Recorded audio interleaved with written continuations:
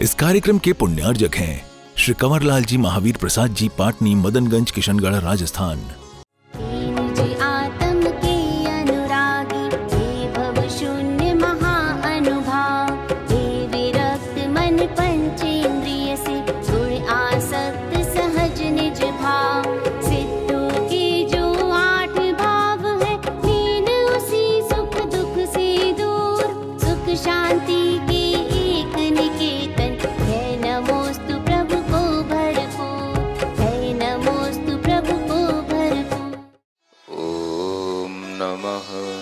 सिद्धेभ्यः ॐ नमः सिद्धेभ्यः। ओकारं बिन्दुसंयुक्तं नित्यं ध्यायन्ति योगिनः कामदं मोक्षदं चैव ओंकाराय नमो नमः। अरहमित्यक्षरं ब्रह्म वाचकं परमेष्ठिनः सिद्धचक्रस्य सद्बीजं सर्वतः प्रणमाम्यहम्। देवादिदेव 1008 श्री शांतिनाथ भगवान की, परम पूज्याचार्य गुरुवर श्री विद्यासागर जी महाराज की, बोली परम कार्य गुरुदेव श्री प्रणम सागर जी, चंद्र सागर जी महाराज की। यह भगवान की सभा में सभी लोग चित्रित हुए से बैठे हैं, मानो भगवान के सम्मोहन से सभी सभासद भगवान को देखते हुए बिल्कुल निश्चेष्ट हो गए हैं। इस तरह के काव्य का वर्णन आपको पहले किया गया। इसी को आगे पढ़ते हुए काव्य नंबर 73 पढ़ते हैं। श्री शांतिनाथ भगवानस्य शांतिरेव, श्री शांतिनाथ भगवानस्य शांतिरेव, मिथ्या कुदेव कृत भ्रांति विनाशी देवः, मिथ्या कुदेव कृत भ्रांति विनाशी देवः, मोहान्धकासुर कबंध हरः प्रतापी, मोहान्धकासुरक बंध हरः प्रतापी, रत्नत्रयास्त्र्य विधृतोऽसि भवान् पापी, रत्नात्रयास्त्र विधृतोऽसि भवान् पापी। हे भगवन श्री शांतिनाथ जी, आप शांतिमय ही हो देव, मिथ्या अन्य को देवों कृत सब भ्रांति नाशती तुमरी सेव। मोह रूप अंधासुर का सर तुमने हरा प्रतापी हो, रत्नत्रय का अस्त्रधार वध कर भी निष्पापी हो।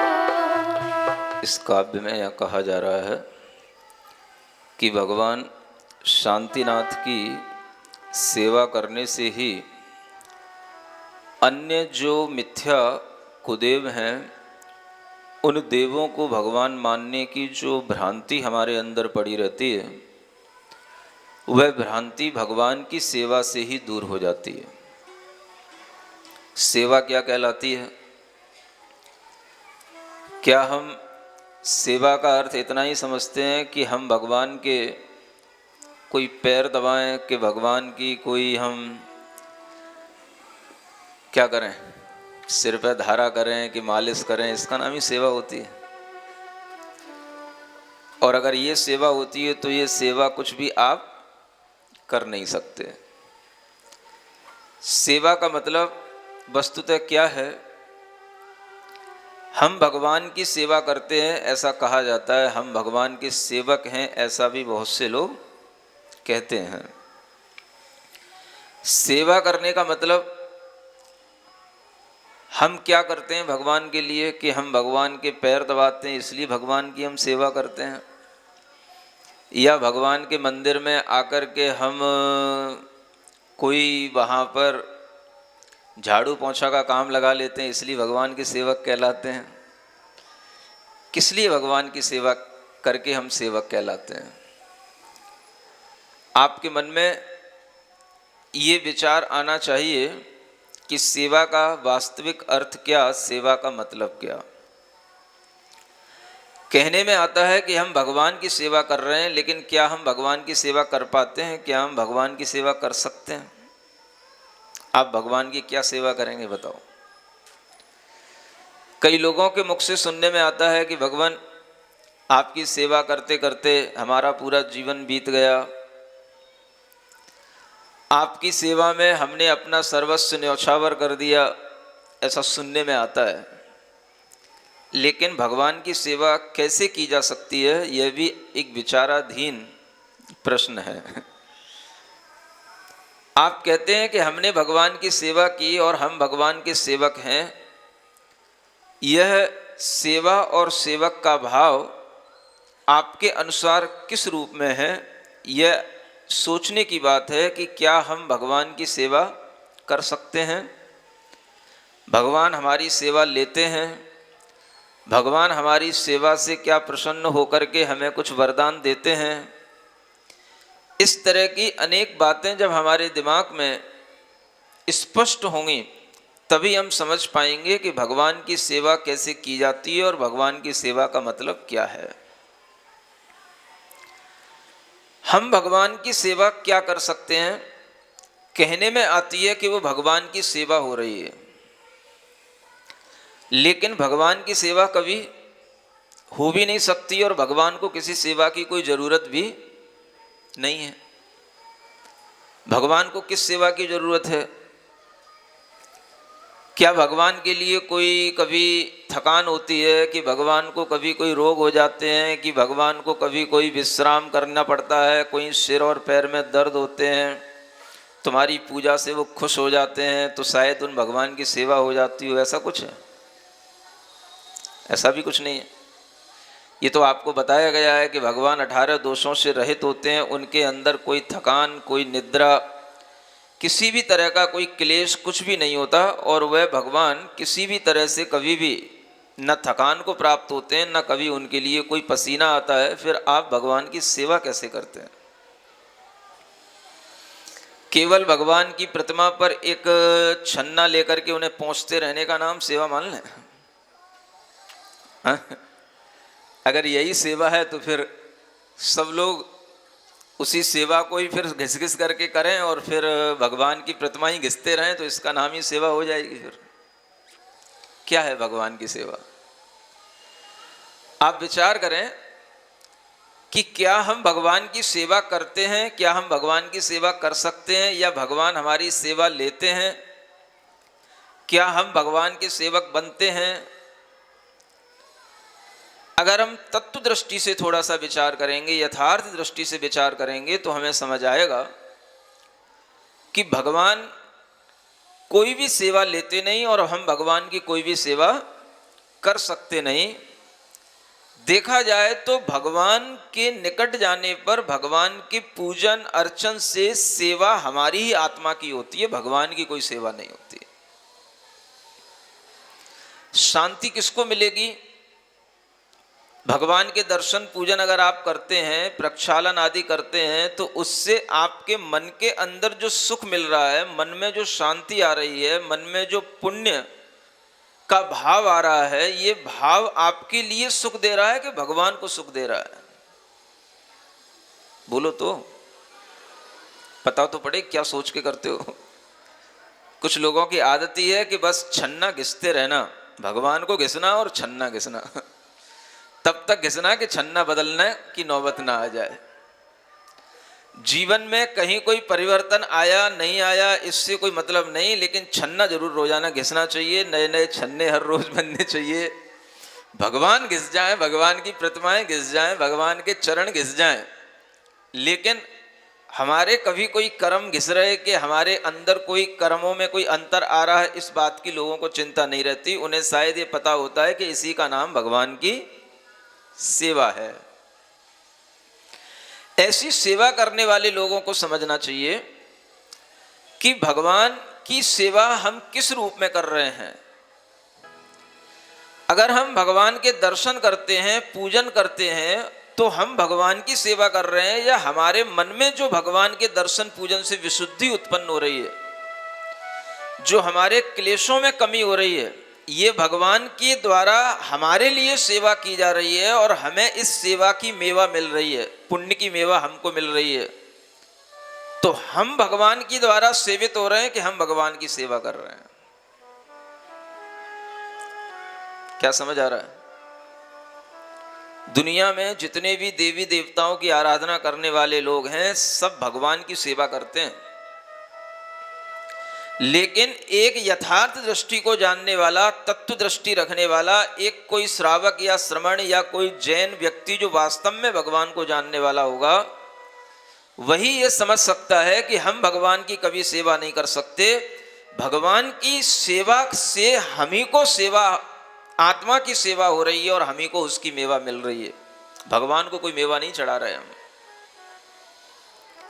कोई भी मेवा भगवान के पास तक नहीं पहुंच रही।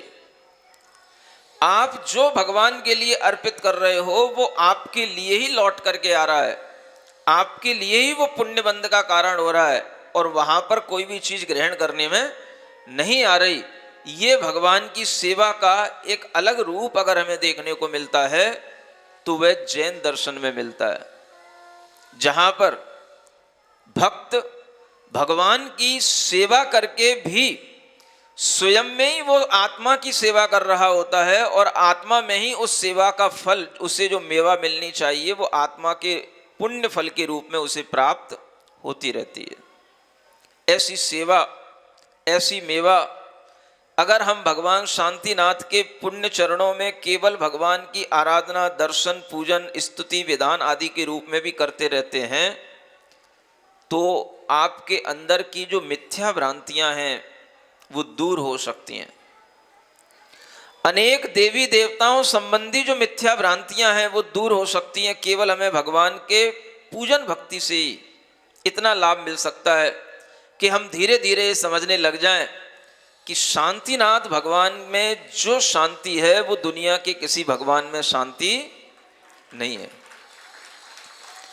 शांतिनाथ भगवान की सेवा से, उनकी पूजन विधान आदि करने से जो मन को सुख मिलता है, पुण्य मिलता है, वो और किसी भगवान की पूजा करने से नहीं मिलता। ऐसा विचार, ऐसी भ्रांतियों की दूर होना, ये जब आपके अंदर होने लगता है तब आप भगवान को समझ पाते हैं कि वास्तव में भगवान की सेवा का फल क्या है। भगवान ने और क्या किया? मोह रूप अंधासुर का सर तुमने हरा प्रतापी हो, रत्नत्रय का अस्त्र धार अग वध कर भी निष्पापी हो। क्या लिखा है? मोह रूपी अंधासुर एक राक्षस का नाम होता है, उसका सर भी हे भगवान आपने काट दिया, इतने प्रतापी हो। किसका सर काट दिया? किसी रावण का सर नहीं काट दिया, मोह रूपी अंधासुर, मोह रूपी राक्षस का सर आपने काट दिया। यानी कि मोह अब आपके अंदर अपना सर नहीं उठा सकता। ऐसे प्रताप का काम आपने किया। वो कैसे कर पाए आप? तो रत्नत्रय का अस्त्र धार कर। कौन से अस्त्र से भगवान ने मोह का नाश किया? रत्नत्रय के अस्त्र से। वही उनका त्रिशूल है। सम्यक दर्शन, सम्यक ज्ञान और सम्यक चारित्र रूपी तीन शूल जिसमें लगे हुए हैं, वही उनका त्रिशूल है। और उस त्रिशूल से भगवान ने मोह अंधासुर का वध कर दिया। फिर भी भगवान निष्पापी कहलाते हैं, क्योंकि उन्होंने किसी व्यक्ति का वध नहीं किया। वह तो एक उपमा देकर के कहा जा रहा है, वध तो उन्होंने अपने मोह के विकारी भाव का किया, मोह रूपी कर्म का किया। इसलिए भगवान उस मोह का नाश करने के बाद भी निष्पाप हैं, प्रतापी हैं। ऐसे भगवान शांतिनाथ की स्तुति करते हुए आपके मन में यह भी विचार आना चाहिए कि भगवान ने अपने कर्मों का नाश रत्नत्रय के अस्त्र से किया है। और हम उन्हीं भगवान की वंदना कर रहे हैं, उन्हीं रत्नत्रय के गुणों की प्राप्ति करने के लिए जो भगवान आज अरिहंत दशा में हमारे सामने इस काव्य के अनुसार बैठे हुए हैं और अरिहंत अवस्था में हम उनकी समौ शरण में स्तुति कर रहे हैं। अरिहंत अवस्था में स्तुति करते हुए भी हम देख रहे हैं कि उनके अंदर सिद्ध दशा का कोई अनुभव तो नहीं है, लेकिन फिर भी वो सिद्ध भगवान को साक्षात देख रहे हैं। ज्यादातर लोगों को सिद्ध भगवान के विषय में भी बहुत सारी भ्रांतियां रहती हैं। सिद्ध भगवान जैसा अरिहंत भगवान के ज्ञान में देखने में आ रहे हैं, वैसा ही हमारे ज्ञान में भी देखने में आ सकते हैं। अगर आप भगवान के ज्ञान के अनुसार उन सिद्ध भगवान की पहचान करेंगे तो आपको भी वह सिद्ध भगवान दिखाई दे सकते हैं, आपके ज्ञान में भी वो झलक सकते हैं। अरिहंत भगवान को सिद्ध भगवान पूर्णतया स्पष्ट रूप से दिखाई देते हैं, जानने में आते हैं, लेकिन सिद्धत्व का कोई अनुभव उनके अंदर अभी नहीं हो सकता, क्योंकि वो अभी अरिहंत दशा में हैं। आपके मन में ये विचार आना चाहिए, ये भाव आना चाहिए कि भगवान ने पहले जो अनुभव किया उसके अनुसार उन्होंने केवल ज्ञान प्राप्त किया, और इस केवल ज्ञान की दशा में वह जो कर रहे हैं इसी अनुभव से वह सिद्ध दशा को प्राप्त होंगे।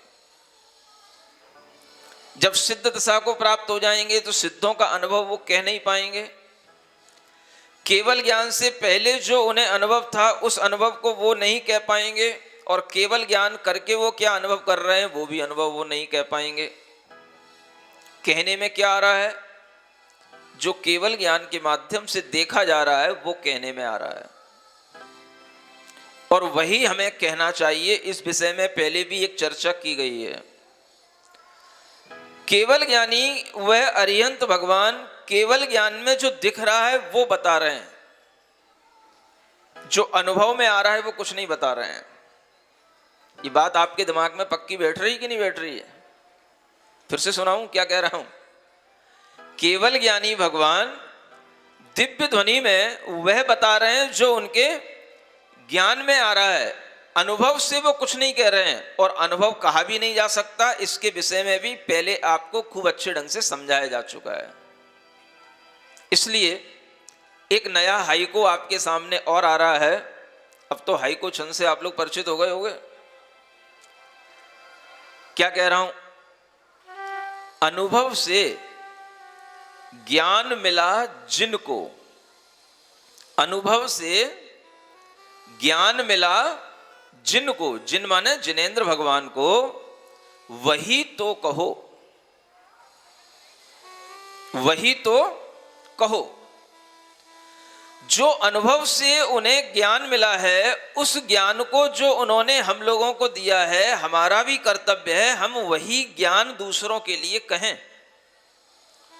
और कुछ नया क्या कहेंगे?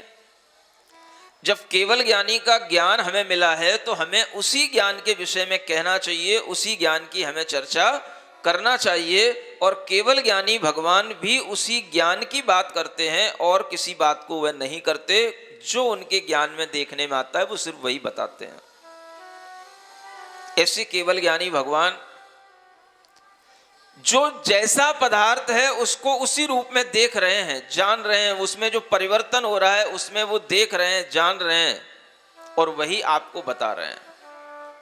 क्या परिवर्तन आगे होगा इसकी भी संभावनाएं उनके ज्ञान में दिख जाती हैं।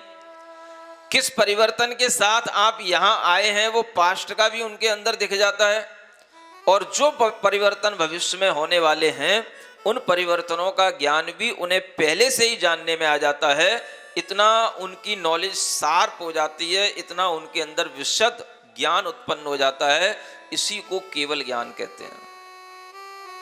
ऐसे केवल ज्ञान के माध्यम से उन्होंने हमें बताया, और अगर हम उन चीजों को जानना चाहें तो हम जान सकते हैं।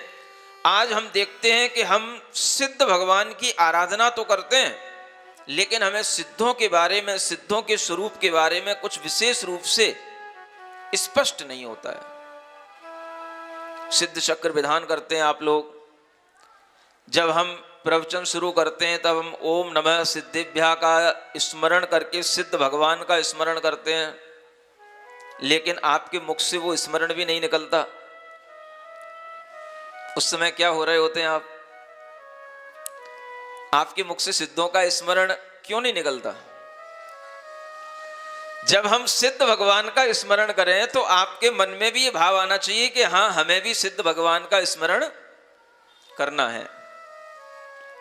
वह सिद्ध भगवान की जय, सिद्ध भगवान के लिए नमस्कार जब भी किया जाए, वह आपको हर समय वह सौभाग्य अपने अंदर मानना चाहिए कि हम सिद्ध भगवान का स्मरण कर रहे हैं, सिद्ध भगवान को नमस्कार कर रहे हैं।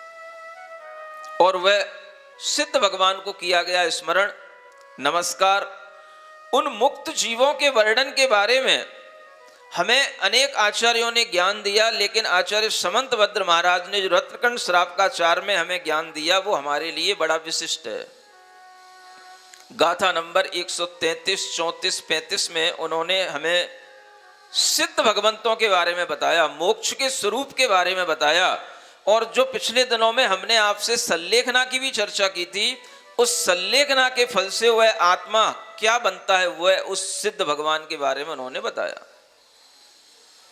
आचार्य कहते हैं दुनिया में हर चीज बदल सकती है, हर चीज पलट सकती है, लेकिन मुक्त जीवों के स्वरूप में कभी भी पलटन नहीं आ सकती, उनके स्वरूप में कभी भी बदलाहट नहीं आ सकती। काले कल्प सतेपि च गते शिवानाम न विक्रिया लक्ष्या उत्पातोपि यदि स्यात् त्रैलोक्य संभ्रांत करणपटु। आचार्य कहते हैं कल्प काल भी गुजर जाए, कोड़ा कोड़ी सागरों के 20 कोड़ा कोड़ी सागरों के कितने ही कल्प काल गुजर जाएं, सैकड़ों कल्प काल गुजर जाएं, तब भी उन सिद्ध भगवान में कोई भी परिवर्तन इस रूप में नहीं आ सकता। जैसे आप समझते हो कोई भी सुंदर से सुंदर चीज रखी हो, लेकिन वो रखे रखे भी धूमिल हो जाती है। मान लो आज आपसे कोई सुंदर चीज की बात करें तो एक कोहिनूर हीरे की बात सामने आ जाती है। नाम सुना है सबने? हाँ, बड़ी चर्चा में है कोहिनूर हीरा। कुछ दिनों से इसलिए भी चर्चा में है कि वो जो लंदन की रानी थी उसकी डेथ हो गई, और उसके बाद वो लंदन में जहां उस म्यूजियम में वह कोहिनूर हीरा रखा हुआ है, भारत का वो हीरा है। भारत से वो विदेशी लोग उस कोहिनूर हीरे को यहां से ले गए, उसकी भी एक लंबी कहानी है। कैसे वह मुगल शासकों के हाथ से पहुंचता हुआ, वह अंग्रेजों के हाथ से पहुंचता हुआ वह उधर चला गया विदेशों में, और उस कोहिनूर हीरे के लिए भारत में कई बार लोगों ने कहा, मांगा, लेकिन वो वहां से दिया नहीं जाता है। जितने करोड़ की कीमत हो उस करोड़ की कीमत लगाने को तैयार हैं भारत के लोग, वो कीमत देने को तैयार हैं, लेकिन वो कोहिनूर हीरा देने को तैयार नहीं है, क्योंकि हीरे की कीमत अलग चीज है और हीरा होना अलग चीज है। क्या सुन रहे हो? कीमत से हर चीज को खरीदा नहीं जा सकता। चीज खरीदने में भी आ जाएगी तो कीमत उसकी उसी समय पर बेकार हो जाएगी, लेकिन अगर वो चीज रखी रहेगी तो उस चीज की कीमत हमेशा बनी रहेगी। सुन रहे हो? ये जिनवाणी, ये जिन गुरु जिनेंद्र भगवान की प्रतिमाएं कोहिनूर हीरे से भी बेशकीमती चीजें होती हैं, जिनकी कभी कोई कीमत नहीं लगाई जाती है, और ये चीजें कभी कीमतों से बिकती भी नहीं है। इसलिए कभी भी कोई भी जिन प्रतिमा बनती है तो उसकी कोई कीमत नहीं देखी जाती कि भाई ये प्रतिमा कितने में बनी है, लो हमसे इतने पैसे ले लो। कीमत तो उसकी हो सकती है 1000, 2000, 10,000, 1 लाख, 2 लाख हो जाए, लेकिन वो जिन प्रतिमा की कीमत नहीं है, वो पत्थर से प्रतिमा बनने की कीमत है। कीमत तो उसमें जिनेंद्र भगवान की प्रतिष्ठा होने के बाद जो आती है उस कीमत का कोई अंदाजा नहीं होता, और इसीलिए उसकी कोई कीमत नहीं रखी जाती है। उसके लिए तो सिर्फ न्यौछावर किया जाता है, इसलिए उसकी न्यौछावर राशि रखी जाती है कि भाई कुछ न्यौछावर तो बोलो, इतनी बड़ी चीज, इतने बड़े जिनबिंब आपके यहाँ आ रहे हैं, इतना बड़ा जिनबिंब आपकी तरफ से प्रतिष्ठापित होगा। जिन बिंब की कीमत उस कारीगर से जाकर के मत पूछना कि कितने में उसने बना दिया वो बिंब। वो उसने बिंब नहीं बनाया, उसने क्या बनाया?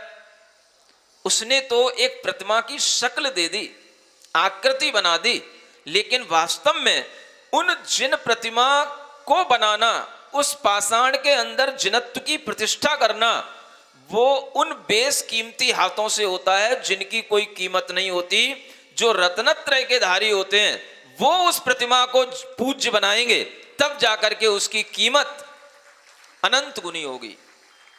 उसको आप कभी भी अपने पैसों से तौल नहीं पाओगे। इसलिए बेशकीमती लोगों से ही वह जिन प्रतिमा प्रतिष्ठित होती है, तब वो बेशकीमती बन जाती है। कोहिनूर हीरा विदेशी लोग भारत वालों को नहीं देते। क्यों? क्योंकि उन्हें हीरा चाहिए। ऐसा हीरा दोबारा मिलेगा नहीं, कहीं और है नहीं, इस जैसा हीरा कहीं होता नहीं। पैसा नहीं चाहिए, पैसा तो बहुत है। कैसे वो मिले? हमारी चीज आपने रख ली, अब हम आपसे मांग रहे हैं, आप नहीं दे रहे हैं, क्या करें? पहले भी कई बार मांगा जा चुका है, मांग बनी रहती है लेकिन नहीं देते। सुन रहे हो? ये भी एक बहुत बड़ी दादागिरी है, चाहे वो लंदन की हो चाहे किसी की हो, ये बहुत बड़ी एक दादागिरी है। ये सबको पता है कि वो हीरा यहां भारत से ले जाया गया, किसी भी तरह से ले जाया गया, लेकिन आज उस हीरो को अगर मांगा जाता है, कीमत दे करके भी मांगा जाता है, तो नहीं दे रहे। क्या करें? अब उसके लिए युद्ध तो कर नहीं सकते, मांग ही सकते हैं। आप सोचें कि वह क्यों नहीं दिया जा रहा, तो उसके पीछे एक ही बात है कि ऐसा कोहिनूर हीरा कहां रखा है, तो नाम होगा, हाँ भाई विक्टोरिया रानी के महल में रखा हुआ है। बस इस नाम के लिए वह हीरा नहीं दिया जा रहा है, बाकी और कोई उसकी कीमत नहीं है। कितनी भी 100-200 करोड़ की कीमत हो, सब देने को कोई भी तैयार है, लेकिन उस कीमत से भी वह देना नहीं चाहते। तो इसका सिर्फ एक वजह है कि कीमत हर चीज की नहीं लगती। चीज की बहुमूल्यता अपने आप में अलग होती है, और जब वो चीज बहुमूल्य हो जाती है तो फिर उस चीज की अपनी वैल्यू हो जाती है, उसकी कॉस्ट नहीं लगाई जाती, उसके भाव नहीं गिराए जाते, उसके भाव लगाते भी नहीं है। ये सबसे बड़ी उस चीज की कीमत होती है। ऐसे ही आपको सिद्ध भगवान की कीमत समझ में आना चाहिए, जिन प्रतिमाओं की कीमत समझ में आना चाहिए। सिद्ध भगवान, आचार्य कहते हैं कि कल्प काल बीत जाए, कितने भी प्रलय आ जाएं, दुनिया उलट पुलट हो जाए, कितना ही बड़ा बड़ा उत्पात हो जाए, आपके चिंतन में जितना बड़ा उत्पात आ सकता है वो सब हो जाए, लेकिन सिद्ध भगवंतों के अंदर, उनके अंदर कोई भी विकार उत्पन्न नहीं हो सकता। वो कभी भी उलट पुलट नहीं हो सकते। वो भगवान जैसे बैठे हैं वैसे ही बैठे रहेंगे। उन्हें कहते हैं सिद्ध भगवान। शिवानाम न विक्रिया लक्षा, उन शिवों में कभी विक्रिया नहीं आएगी। शिव किसे कहते हैं? रत्नखंड श्राप का 4 पढ़ो, आपको पता पड़ेगा। सिद्ध भगवान को शिव कहा गया है, और उनके सुख को भी शिव कहा जाता है। शिव सुख, उन्हीं का सुख सिद्ध सुख कहलाता है, और उसी को शिव सुख कहते हैं। तो शिव का मतलब है जो अनंत सुख को धारण करने वाले हों, और जो भक्त उनकी ओर देखें तो उन्हें भी अनंत सुख की प्राप्ति हो। इस तरह का सुख जिनके पास होता है उन्हें शिव कहा जाता है। तो यूं नहीं कहना है कि जैन लोग शिव को नहीं मानते। क्या सुन रहे हो? इसलिए आपको बता रहा हूं, रत्नखंड श्रावकाचार्य की 133 नंबर की गाथा पढ़ लेना। उसमें क्या लिखा है? शिवानाम न विक्रिया लक्ष्य, शिवों में कभी विक्रिया नहीं होती, माने सिद्धों में कभी भी विक्रिया नहीं होती। तो शिव जो है वह सिद्धों का ही नाम है। आप ये मत समझें कि सिद्ध कोई ऐसी आकृति का नाम है जो आपके सामने आती है। सिद्ध मतलब शुद्ध आत्मा, शिव माने सुख देने वाली आत्मा। और वह शिव भगवान की पूजा, सिद्ध भगवान की पूजा है। आप लोगों के मन में नाम भले ही कुछ भी आ जाएं, आपको पता होना चाहिए कि वह गुण कहाँ मिलेंगे, वो क्वालिटी कहाँ मिलेगी, तो वह शुद्ध आत्माओं में मिलेगी। ऐसी शिव भगवान की, सिद्ध भगवान की पूजा हम यहाँ बैठे बैठे भी कर सकते हैं, उनमें कभी भी कोई भी विक्रिया नहीं आ सकती। चाहे यहाँ पर कितने ही डमरू बज जाएं, कितना ही प्रलय काल आ जाए, सारी दुनिया उलट पुलट हो जाए, कितना ही यहाँ पर कोई उत्पात कर दे, लेकिन उन सिद्ध भगवान के अंदर कोई भी विकार, कोई भी वहाँ पर विक्रिया नहीं हो सकती, कोई भी उनके स्वरूप में परिणमन उल्टा नहीं हो सकता। ऐसे शुद्ध सिद्ध आत्माओं का स्मरण जिन जीवों में होता है, उन्हीं जीवों को आचार्यों ने भव्य जीव कहा है। पूछते रहते हो ना, भव्य जीव किसे कहते हैं, भव्यों की क्या पहचान है? तो आचार्य कहते हैं, जो सिद्ध भगवान के सुख की अभिलाषा करे, इच्छा करे, और उन सिद्ध भगवान को इस रूप में स्मरण करे कि ऐसा ही मेरी आत्मा का अनंत सुख मुझे प्राप्त हो, उसी जीव को भव्य जीव कहा गया। ये भव्य जीव की पहचान आचार्य कुंद देव ने प्रवचन सार में बताई है। जो सिद्ध भगवान को देखे और उनके गुणों का स्मरण करते हुए इस तरह से उनके स्वरूप का निर्णय अपनी बुद्धि में रखे कि सब कुछ बदल सकता है, लेकिन सिद्ध भगवान के अंदर कभी कोई विकार नहीं आ सकता, वो पुनः संसार में नहीं आ सकते, कोई भी उन्हें पुनः संसार में धकेल नहीं सकता, उनके अंदर फिर से कभी काम क्रोध इच्छाएं मोह लोभ कुछ भी उत्पन्न नहीं हो सकते। उनका स्वरूप जैसा शुद्ध हो गया है, वह वैसा ही शुद्ध अनंत काल तक बना रहेगा। इस बात का विचार श्रद्धान के रूप में जब हमारे अंदर आ जाएगा, तो आचार्य कहते हैं तुम्हारे जन्म जन्मांतरों के जो भव हैं, आगे होने वाले भव हैं, वो सब भव केवल इस विचार से ही नष्ट हो जाएंगे। जन्म जन्मांतरों का दुख, जन्म मरण की संतति केवल इस श्रद्धांश से ही दूर हो जाएगी जो यहां आपको बताया जा रहा है। अगर इस विषय में आपका श्रद्धा विश्वास बन जाती है, तो आपके अंदर यही विश्वास आपकी भवितव्यता को प्रकट करने वाला होता है। इसी से सम्यक दर्शन की उपलब्धि होती है। और जिन जीवों के अंदर ये गुण आ गया, वह जीव बहुत निकट भव्य जीव कहलाते हैं। क्या बोलते हैं उनको? निकट भव्य, माने वह भव्य जीव निकट, माने बहुत ही कम भवों में अब ये मोक्ष जाने वाले हैं, सिद्ध सुख को प्राप्त करने वाले हैं। ऐसी श्रद्धा बना करके रखो। केवल ज्ञान में दिव्य ध्वनि के माध्यम से जो हमें ये श्रद्धा बताई जा रही है, आचार्य और आगे कहते हैं, निश्रेयस समधिपन्ना त्रैलोक्य शिखामणि श्रियम दधते निष्किट्टि कालिका छवि चामी कर भासुरात्मान। कितने अच्छे शब्दों में सिद्ध भगवान की स्तुतियां की गई हैं। आप समझ सकते हो कि रत्नकरण श्रावकाचार्य जैसे ग्रंथ में सिद्ध भगवान की स्तुति है। सब लोग पढ़ लेते हैं, लेकिन उन्हें कभी समझ नहीं आता कि सिद्ध भगवान की स्तुति रत्नकरण श्रावकाचार्य में हो सकती है। रत्नत्रय की स्तुति श्रावकाचार्य के अंदर है। ये आचार्य ज्ञान सागर जी महाराज गुरु नाम गुरु कहा करते थे। वो इसीलिए कहा करते थे कि इसमें सब कुछ है। रत्नत्रय के माध्यम से जिन्होंने सिद्धत्व को प्राप्त किया, और वह सिद्ध कैसे? जैसे किट्टी कालिमा से रहित, चामीकर माने स्वर्ण होता है। जब स्वर्ण पाषाण के रूप में होता है, किट्टी कालिमा से युक्त होता है, तब उसमें कोई चमक नहीं होती।